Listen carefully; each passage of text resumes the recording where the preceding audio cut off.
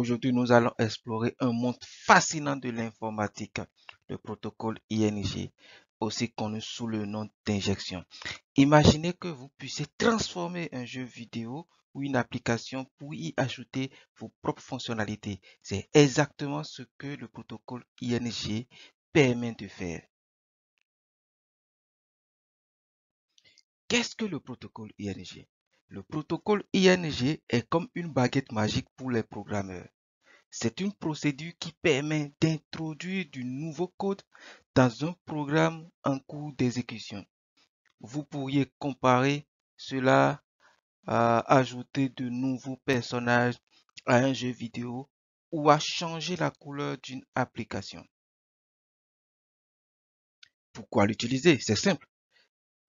Pourquoi voudrions-nous utiliser le protocole ING? Eh bien, cela nous donne la possibilité de personnaliser nos logiciels préférés. Vous pourriez ajouter des fonctionnalités secrètes, corriger des erreurs ou même améliorer des jeux vidéo. C'est un peu comme donner une nouvelle vie à vos applications. Mais comment ça marche? Penchons-nous sur le fonctionnement. L'injection se fait en introduisant du nouveau code dans un programme qui est déjà en train de fonctionner.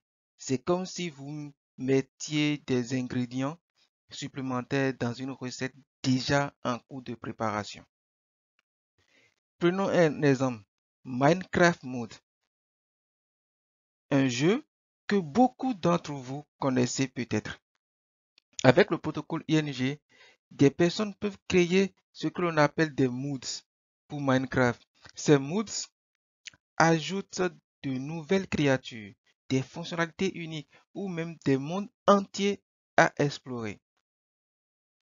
Mais restons prudents. Sécurité oblige. Il est important de mentionner que l'ingestion peut aussi présenter des risques. On doit être prudent pour éviter de causer des problèmes dans le programme d'origine. C'est un peu comme jouer avec des Lego. Amusant, mais il faut faire attention à ne pas casser la construction existante. En résumé, le protocole ING est une technique puissante qui permet de rendre nos logiciels encore plus intéressants.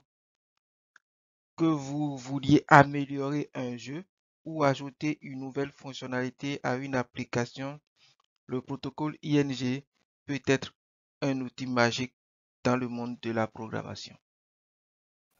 Passons à présent à la partie analyse du marché et revoyons ce qui s'est passé cette semaine sur les marchés, sur les 6 cryptos que nous sommes en train de suivre depuis la vidéo précédente. Commençons par le roi des crypto-monnaies, le Bitcoin. Comme vous le savez, le Bitcoin, c'est la première crypto-monnaie, c'est la crypto-monnaie mère, c'est celle que tout le monde suit pour connaître la tendance souvent du marché. Et dans notre vidéo précédente, je vous parlais qu'il y aurait une grande résistance dans les 39 200 et on voit que cette semaine, le Bitcoin se rapproche encore de cette résistance. Donc, c'est une zone à largement surveiller, une zone à surveiller et une fois que ça va taper les 39 200, il y aura peut-être une prise de profit, sauf si la puissance est assez forte pour casser directement cette résistance et dépasser les 39 200 et rentrer dans les 40 000. Ça peut donner un peu plus de souffle au marché pour aller chercher vers les 46 800, 46 300, 46 800. Voilà. Le marché n'est pas toujours haussier sur le Bitcoin. Bitcoin a une tendance haussière, mais le marché n'est pas encore haussier. Notre algo, notre super algo est dans le rouge, mais on voit que le super trend est déjà dans le vert. C'est un signe que le marché est en train de monter progressivement. Peut-être au début 2024, on aura la surprise de voir le marché complètement en vert. Il n'y a pas de résistance vendeuse. C'est juste des anciennes configurations du marché qui créent cette résistance. Il n'y a pas de vendeurs positionnés sur le marché, nous ne le voyons pas pour l'instant. Il n'y a pas de grands vendeurs sur le marché. Il y a plus d'acheteurs sur le marché que de vendeurs de crypto. sur cette partie Bitcoin. Passons à présent à l'Ethereum, qui est la deuxième crypto. Cette crypto, la dernière fois, on parlait des 2000. Là, on voit que cette crypto-monnaie, cette semaine, ça a cassé la barre des 2000. On est à plus de 2000 à présent. Et on voit que la barre symbolique de 1980 est devenu maintenant un support sur lequel va se reposer l'Ethereum afin d'aller un peu plus loin pour aller taper les 3100 puisqu'il n'y a pratiquement pas de résistance entre les deux. Donc nous avons une très belle lancée, très belle poussée. Il faut juste que l'Ethereum puisse se consolider progressivement afin de se lancer vers les 3000. C'est une très très belle nouvelle pour ceux qui sont sur Ethereum. Il n'y a pas, comme vous le voyez, ce n'est toujours que comme le Bitcoin, on n'est pas encore dans cette tendance haussière, mais on y tend. Début 2024 promet si ça continue comme ça. Allons à présent vers les autres altcoins que j'aime bien. On va commencer par VGraph. VGraph est toujours dans cette tendance haussière. Le marché est haussier. Comme vous le voyez, le super algo, le super trend sont complètement haussiers, sont verts. Et le GRT se débat dans cette zone vendeuse. Et s'il arrive à gagner cette bataille, et la seule résistance qu'il pourra retrouver son chemin sur les 0,27, 0,275. Il serait une très belle nouvelle pour nous. Sinon, pour ceux qui sont des investisseurs long terme, encore une fois, c'est une très belle opportunité. C'est maintenant qu'il faut accumuler ces genres de crypto-monnaies. Le Ripple, nous le savons déjà, c'est, comme je disais la dernière fois, c'est la seule crypto-monnaie qui a fait 3-0 contre la SEC.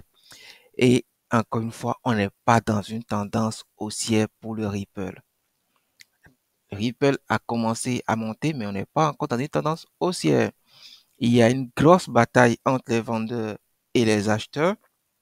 Comme vous le voyez, cette tendance rouge, on voit que il y a les acheteurs qui sont là en vert, il y a les vendeurs qui sont là en rouge.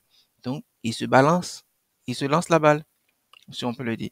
C'est celui qui aura plus de puissance, plus de positionnement et plus de cash qui remportera cette bataille.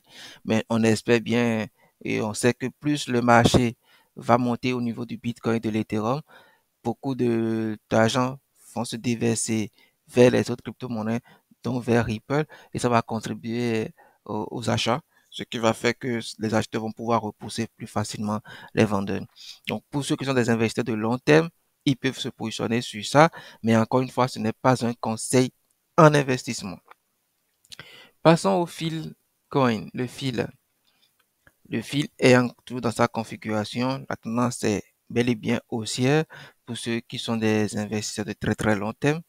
Maintenant, il faut juste faire attention à cette zone vendeuse qui risque de poser un petit problème, mais sur le long terme, ça, ce n'est pas du tout un problème. Ce qui va nous intéresser beaucoup plus, c'est les 14,65 dollars.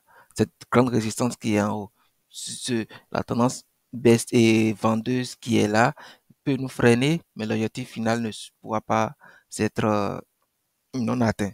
On pourra l'atteindre plus facilement. Allons à présent vers notre dernière crypto-monnaie, celle dont nous avons parlé dans la première partie.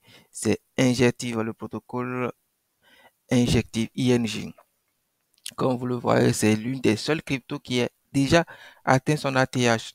Là, INJ est en train de consolider, sérieusement consolider.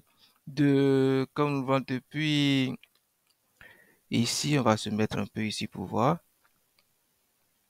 On voit qu'il a fait déjà depuis le début de cette année, il a fait plus de 800% pour atteindre son dernier ATH pratiquement.